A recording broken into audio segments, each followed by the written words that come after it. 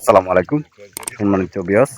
দেখেন আজকে নতুন একটি ভাইরাস মুক্ত শিং মাছের পোনা নিয়ে আপনাদের সামনে হাজির হলাম। তো দেখেন যারা শিং মাছ চাষ করতে চান অবশ্যই আমাদের সাথে যোগাযোগ করবেন এবং এই শিং মাছ ভাইরাস মুক্ত। আপনারা চাইলে এখন এই মাছগুলো আমাদের কাছ থেকে নিতে পারবেন। বড় ছোট সাইজের যে কোনো সাইজের মাছ নিতে পারবেন, শিং মাছ, দেশি শিং মাছের পোনা। তো এই মাছগুলো কিভাবে চাষ করবেন সেই বিষয়ে আলাপ আলোচনা করব। তো ভিডিওটা না টেনে পুরো ভিডিওটুকু দেখবেন, কেননা ভিডিওতে কিছু গুরুত্বপূর্ণ কথা বলা হয়েছে, যে কথাগুলো শুনলে আপনাদের আশা করি উপকার হবে। তো আসেন কিভাবে চাষ করবেন সেই বিষয়ে আলাপ আলোচনা করি। তো এই মাছগুলো যদি আপনারা চাষ করতে চান, 5 থেকে 6 মাস চাষ করলে এই মাছগুলো অনায়াসে 8 থেকে 10 কেজি বানিয়ে আপনারা বাজারে বিক্রি করতে পারবেন।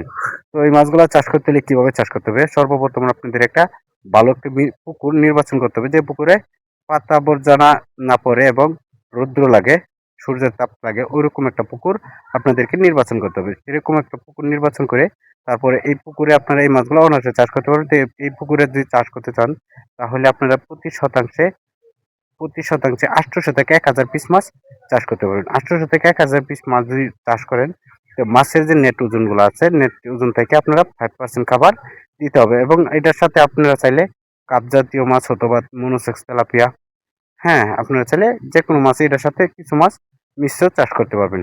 তো যে কোনো মাছ আপনারা যারা চাষি জানেন যে যে এই ক্যাটফিশ মাছ, শিং মাছ, এই মাছগুলো ভাইরাস হয়। এই জন্য আপনারা চাইলে এই মাছের সাথে যদি কিছু কাপ জাতীয় মাছ চাষ করেন তাহলে দেখা গেছে আপনারা ভাইরাস মুক্ত থাকবেন সবসময়।